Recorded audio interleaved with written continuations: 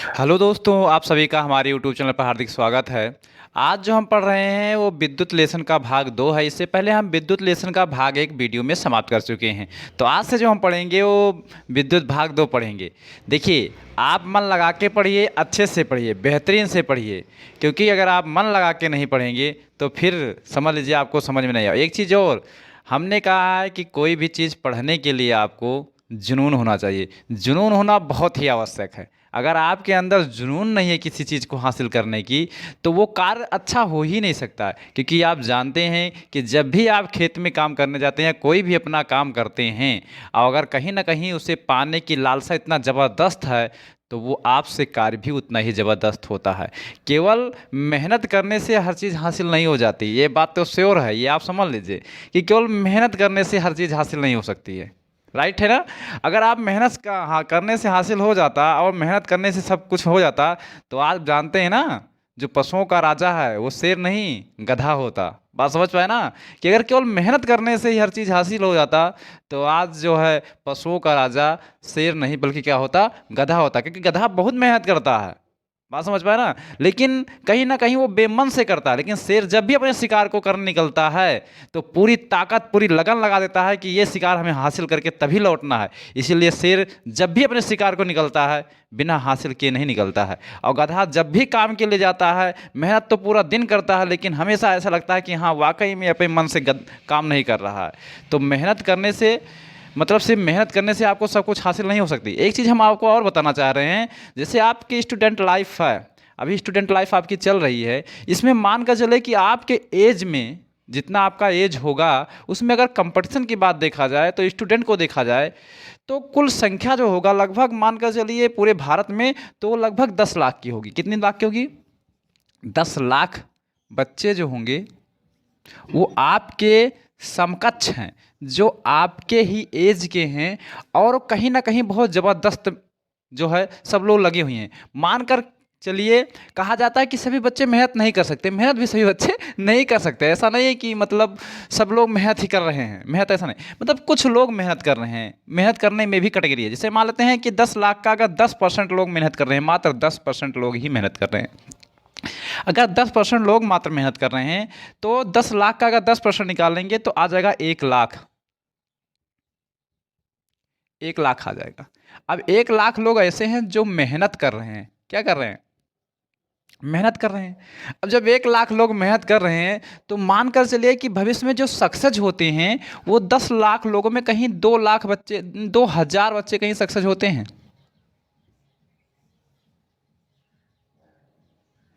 2000 बच्चे ही सक्सेस होते हैं। मतलब 10 लाख बच्चों में केवल 2000 बच्चे ही सक्सेस होते हैं।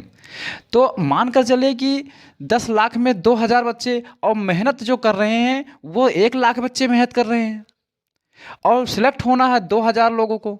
तो कहीं ना कहीं मेहनत करने से कुछ नहीं होता। क्योंकि अगर मेहनत करते तो ये सारे 1 लाख के 1 लाख बच्चे सारे सिलेक्ट हो जाते। तो केवल मेहनत करने से सभी लोग, हाँ एक तो होते हैं जो 10 लाख लोगों में मेहनत करते हैं, ये 10 लाख लोगों के पास मेहनत है। लेकिन कुछ बच्चे ऐसे होते हैं जो पागल होते हैं। क्या होते हैं? मेहनत करने के साथ साथ वो पागल भी होते हैं। मतलब जब देखेंगे तो किताब पढ़ने के पीछे पगलाए रहेंगे। और वो होते हैं 1 लाख में 10% लोग होते हैं। 1 लाख में 10% लोग, अगर 1 लाख का 10% आप निकालेंगे तो आ जाएगा 10,000। तो मेहनत के साथ साथ आपको पागल बनना पड़ेगा, तब आप 10,000 के रैंक में आएंगे। यानी पढ़ने में इतना हो कि हर समय पढ़ते ही रहें, आपको एक पागलपन सवार हो जाए, धुन सवार हो जाए।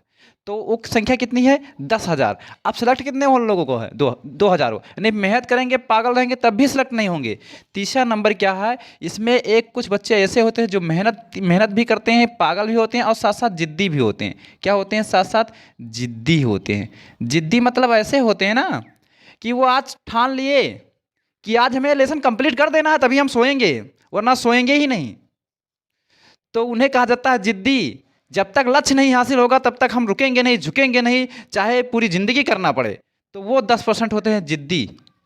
जिद्दी टाइप के, कि जब तक ये मुकाम हमें हासिल नहीं हो जाता है, हमें रुकना नहीं है। बर्थडे क्या है, पार्टी क्या है, शादी किसी की क्या है, इसमें हमसे मतलब नहीं है। हमसे मतलब क्या है कि हमारा लक्ष्य अब तक जब तक हासिल नहीं हो जाएगा तब तक हमसे छोड़ेंगे नहीं। तो वो 10% जिद्दी होते हैं, और 10% में जिद्दी कहा जाए तो मान कर चलिए कि 1000, 1000। अब इन 1000 बच्चों को कोई नहीं रोक सकता है, सिलेक्शन से कोई नहीं रोक सकता है, क्योंकि इनके अंदर तीनों गुण है, मेहनत भी है, पागल भी है, जिद्दी है। तो आप जिद्दी बनिए, पढ़ाई के पीछे इतना जिद रखिए कि उससे अलावा जब तक वो ना हो जाए तब तक आपको कुछ अच्छा ही ना लगे। जैसे कहा जाता है ना कि मंजिल जो होती है इतनी आसानी नहीं मिलती है, क्योंकि मंजिल भी जिद्दी है। ध्यान से सुनिएगा, मंजिल भी जिद्दी है, रास्ते भी जिद्दी हैं। मंजिल भी जिद्दी है, रास्ते भी जिद्दी हैं। कल क्या होगा देखा जाएगा, कल क्या होगा देखा जाएगा, क्योंकि हम भी जिद्दी हैं। ये जुनून होना चाहिए, क्योंकि हम भी जिद्दी हैं। ये जुनून अगर आपके अंदर आ गया तो मानकर चलिए कि सफलता और जो मंजिल इतनी दूर लग रही है और रास्ता इतना दूर लग रहा है, कहीं ना कहीं वो आपके कदमों में होगा। तो मेहनत करने से कुछ नहीं होता है बेटा, आप पूर्ण रूप से अच्छे से मेहनत कीजिए, तब आपको सफलता मिलेगी। और उस दिन आपको अच्छा महसूस होगा कि हाँ वाकई में जो चीज़ है केवल मेहनत करने से नहीं मिल सकता। मेहनत के साथ साथ, मेहनत तो जरूरी है ही, लेकिन मेहनत के साथ साथ ये दोनों गुण भी होना चाहिए। आप पागलपन भी हो, सवार हो, जिद्दी हो। पागल मतलब क्या है कि पूर्ण रूप से उसी में रमे हों, उसी में धुने हों, तब आपको सफलता मिल सकती है। वरना आप ऐसे सुबह उठेंगे, 4 घंटे पढ़ेंगे, 2 घंटे, इससे कुछ होने लगे। क्योंकि कंपटीशन का ज़माना इतना तेज है बच्चा, क्योंकि तुम्हारे एज के ही बच्चों की बात करें तो हमने बताया ना कि 10 लाख बच्चों के साथ तुम्हें कंपटीशन करना है, और जिसमें से 1 लाख बच्चे मेहनती हैं, उनसे बीट करना है। फिर उसके बाद देखिए 10,000 बच्चे पागल हैं जो 12-12 बजे तक किताबें नहीं छोड़ते हैं, पागलपन से सवार रहता है, किताब लिए बैठे रहते हैं। तो वो जुनून आपके अंदर भी होना चाहिए, वो जज्बा आपके अंदर भी होना चाहिए, तब आपको जा करके सफलता मिल सकती है। वरना केवल आप पढ़े लिखे इंसान बनेंगे, सफल इंसान नहीं बन सकते हैं। केवल पढ़े लिखे इंसान बोले जाएंगे, सफल इंसान नहीं बोले जाएंगे। ये मानकर चलिए, नोट कर लीजिएगा। समझ पाए ना। चलिए आए देखते हैं हमारा क्वेश्चन नंबर क्या था। हमारा क्वेश्चन नंबर है 11। 4 प्रतिरोध 10 ओम, 4 ओम, 6 ओम, 5 ओम के श्रेणी क्रम में संयोजित किए गए हैं। ध्यान से देखिएगा क्वेश्चन नंबर, इसको हम मिटा दे रहे हैं।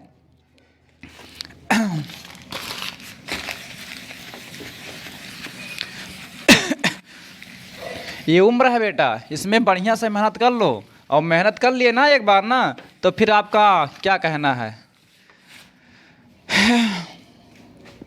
देखिए ध्यान समझिएगा, कह रहा है कि 4 प्रतिरोध 10 ओम, 4 ओम, 6 ओम, 5 ओम श्रेणी क्रम में संयोजित हैं। पूरे संयोजन के सिरों के बीच विभवांतर 7.5 वोल्ट है, विभवांतर है। कह रहा है प्रत्येक प्रतिरोध धारा व विभवांतर ज्ञात कीजिए। देखिए समझिएगा, बहुत बारीकी से समझिएगा, बहुत मस्त होकर समझिएगा, ज़्यादा जल्दबाजी की आवश्यकता नहीं है। धैर्य रख करके, धैर्य भी जरूरी होता है ज़िंदगी में, क्योंकि बिना धैर्य के कुछ हासिल नहीं होता है। कह रहा 4 प्रतिरोध, तो 4 प्रतिरोध में क्या है, 10, 4, 6 व 5 ओम। तो प्रतिरोध को हम R से प्रदर्शित करते हैं, यानी R1 बराबर पहला प्रतिरोध कितना दिया है, 10 ओम का दिया हुआ है। और जो दूसरा प्रतिरोध है R2 बराबर जो दिया है वो 4 ओम का दिया है। आप पहले जो जो वैल्यू दिया है वो नोट करके आप यहाँ पर लिख लीजिए। पहला काम हमने आपको यही बताया है, ठीक है। और उसके बाद R3 बराबर जो आपका दिया है वो कितना दिया है, 6 ओम का दिया है। R4 बराबर जो दिया है आपका 5 ओम का प्रतिरोध दिया हुआ है। और कह रहा है कि श्रेणी क्रम में संयोजित किए जाते हैं, ठीक है। इनको किस क्रम में जोड़ा गया है, श्रेणी क्रम में जोड़ा गया है। तो चूंकि प्रतिरोधों को श्रेणी क्रम में जोड़ा गया है, चूंकि प्रतिरोधों को जिस क्रम में जोड़ा गया उसी क्रम में आप जोड़ दीजिए। प्रतिरोधों को श्रेणी क्रम में जोड़ने पर, जब आप इन्हें श्रेणी क्रम में जोड़ देंगे तो श्रेणी क्रम में हमने फार्मूला बताया था। एक समांतर क्रम में, देखिए प्रतिरोधों का संयोजन जब हमने पढ़ाया था आपको तो उसमें 2 फार्मूले बताए थे, एक श्रेणी क्रम में संयोजन और एक समांतर क्रम में संयोजन। श्रेणी क्रम में संयोजन क्या होता है, R इक्वल टू होता है R1 plus R2 plus R3 plus R4। ये आपका श्रेणी क्रम में फार्मूला होता है तुल्य प्रतिरोध निकालने का, ठीक है। तो R इक्वल टू जो होगा, R1 की वैल्यू कितना दिया है, 10 ओम, R2 की वैल्यू क्या दिया है, 4 ओम, R3 की वैल्यू जो दिया है 6 ओम, R4 की वैल्यू जो दिया है 5 ओम। 10 4 14, 14 26, 20 5 25, यानी R इक्वल टू कितना आ जाएगा, 25 ओम। आर इक्वल टू आपका क्या आ गया 25 ओम, यानी तुल्य प्रतिरोध क्या आ गया 25 ओम आ गया। अब कह रहा है कि सिरों के बीच विभवांतर जो दिया है, मतलब इनको जोड़ने के बाद जो सिरों के बीच विभवांतर है वो कितना दिया है बी बराबर, तो बी इक्वल टू कितना दिया है 7.5 वोल्ट, 7.5 वोल्ट। अब सबसे पहले क्या करेंगे, यहाँ धारा कितनी जा रही है वो निकाल लीजिए, क्योंकि प्रत्येक प्रतिरोध में धारा निकालना है और प्रत्येक प्रतिरोध में विभवांतर निकालना है। तो एक चीज़ हमने बताया था कि अगर श्रेणी क्रम जोड़ा जाएगा तो श्रेणी क्रम कैसे होता है, संयोजन इस प्रकार से होता है। 4 प्रतिरोध है, 4 प्रतिरोध, एक का कितना है 10 ओम, दूसरे का कितना है 4 ओम, तीसरे का कितना है 6 ओम, और मतलब जो है कितना दिया है 5 ओम। हमने एक चीज़ आपको थ्योरी में पढ़ाते समय समझाया था कि श्रेणी क्रम में धारा नियत होती है, नहीं जो धारा इसमें होगा वही धारा इसमें होगा, वही धारा इसमें होगा, वही धारा इसमें होगा, यानी आई होगा, ठीक है। और दूसरी चीज़ हमने कहा था कि जो प्रत्येक प्रतिरोध पर विभवांतर होता है वो अलग अलग होता है, यानी इसका B1 विभवांतर है, इसका B2 है, इसका B3 है और इसका B4, ये विभवांतर है, ठीक है। तो हमें प्रत्येक सिरों पर विभवांतर, इस पर भी विभवांतर ज्ञात करना, इस पर भी विभवांतर, इस पर भी विभवांतर और इस पर भी विभवांतर हमें ज्ञात करना है, ठीक है। तो हमारे पास जो वैल्यू है R बराबर 25 ओम, B बराबर 7.5 ओम, यहाँ से हम धारा का मान निकाल सकते हैं ओम के नियम से। किससे? ओम के नियम से, क्योंकि ओम के नियम हम पढ़े ना, ओम के नियम आर बी आई के संबंध में तो फार्मूला लगाना है। तो क्या होता है आर इक्वल टू होता है बी अपान आई, क्या होता है आर इक्वल टू बी अपान आई, यानी टोटल धारा जाने वाला, क्योंकि जो धारा इसमें जाएगा वही धारा की धारा नहीं था, धारा बदलेगा नहीं। तो आर का मान जो आया था वो हमारा कितना आया था तुल्य प्रतिरोध, यानी 25 वोल्ट आया, 25 एम्पियर, 25 ओम है। और बी का मान कितना दिया है 7.5 वोल्ट, और आई का मान हमें ज्ञात ही करना है। अब देखिए आई यहाँ पर आ जाएगा और 25 वहाँ चला जाएगा, तो 7.5 बटे कितना हो जाएगा 25 हो जाएगा, ठीक है। आई बराबर जो हो जाएगा 25 शून्य शून्य पॉइंट लगाएंगे, 25 तिया कितना हो जाएगा 75, 0.3 ओम, 3 एम्पियर, क्योंकि धारा का मात्रा क्या होता है एम्पियर होता है। तो इस तरीके से हम क्या देखते हैं आई बराबर 0.3 एम्पियर आ गया। ये हमारा क्या होगा प्रत्येक प्रतिरोध में धारा का मान क्या होगा, क्योंकि सब में आई का मान है, ठीक है। तो यहाँ प्रत्येक प्रतिरोध में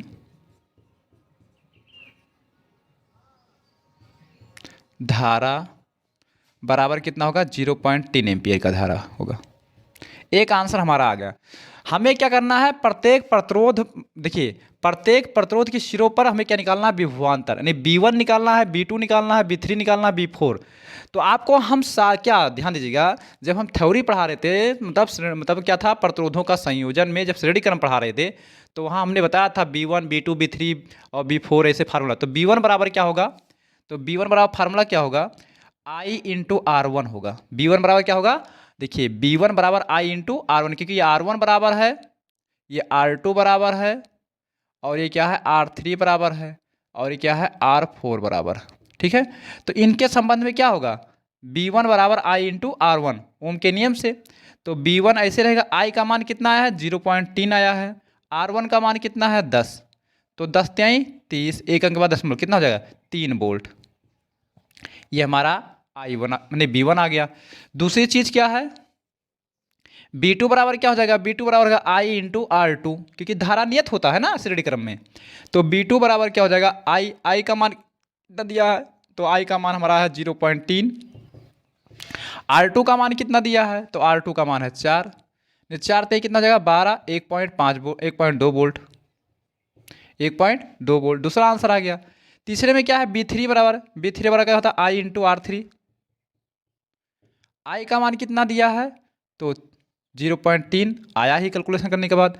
R3 का मान कितना दिया है 6, साल करेंगे 6 18, 1.8 एम्पियर, 1.8 वोल्ट, ये आ गया, ठीक है। उसके बाद हमें क्या निकालना है B4 I इंटू R4, ये कर देंगे।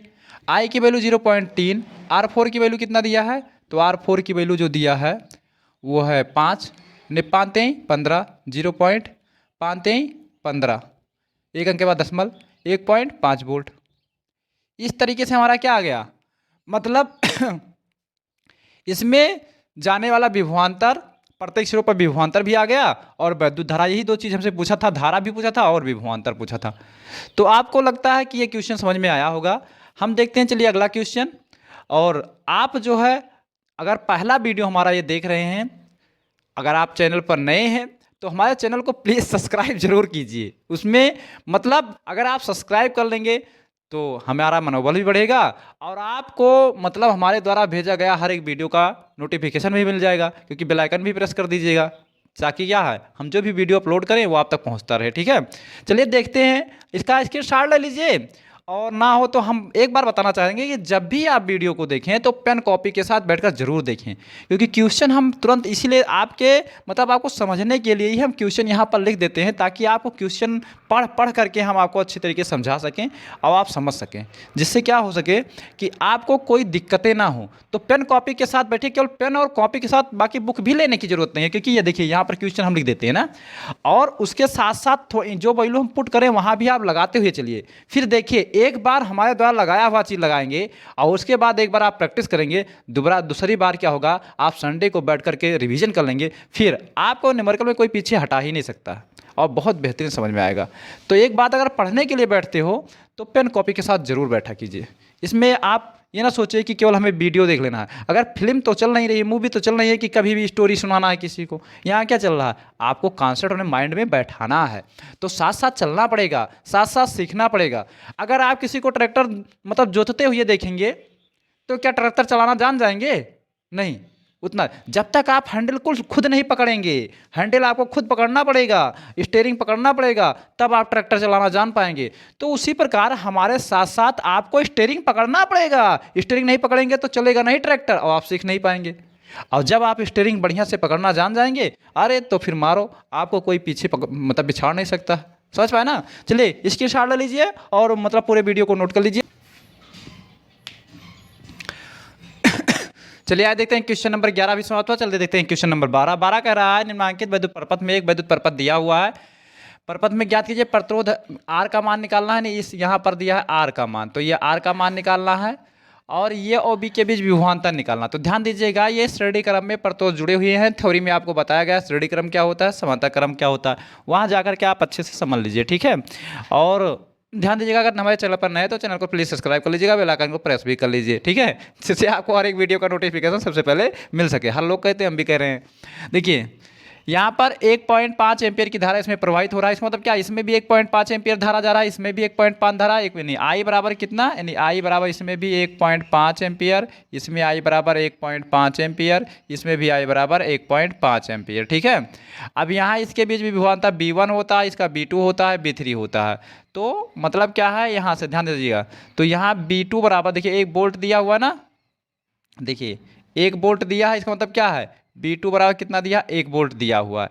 तो इसी प्रतिरोध पर पहले हमें कैलकुलेशन करना है, ओम का नियम लगा देना है, जिससे हमारा आर का मान है, ये क्या है, R2 ही तो है, और ये क्या है, R1 है, और ये क्या है, R3 दिया हुआ है। बात समझ आए, R1 R2 R3, जिसमें R2 का मान हमें पता नहीं है, वही R का मान हमें निकालना है। तो ओम का नियम सीधा सीधा लगा दीजिए यहाँ, ओम के नियम से तो आर का मान आ जाएगा। ठीक है, क्यों, क्योंकि तीनों फॉर्म में आपका वैल्यू दिया हुआ है। तो ओम का नियम क्या है, हमने बताया था B2 बराबर जो होता है, देखिए आर बराबर क्या होगा, देखिए यहाँ R2 है तो R2 बराबर क्या हो जाएगा, B2 अपान आई, ये तो दिया, R2 B आई के संबंध में क्या होगा, R2 बराबर B2 अपान आई नहीं हो जाएगा। R2 का जो मान है वो R है और B2 का जो मान है वो 1 दिया है और आई का मान है 1.5, दशमलव हटेगा 0 बढ़ जाएगा, R बराबर हो जाएगा 10/15, 5 दूनी 10, 5 3 15, R बराबर 2/3 ओम। यही छोड़ देंगे तो भी सही है, और चाहे इसे दशमलव में चेंज कर लीजिएगा। ठीक है, चलिए ये R का मान आ गया, यानी R2 का मान भी 2/3 आ गया।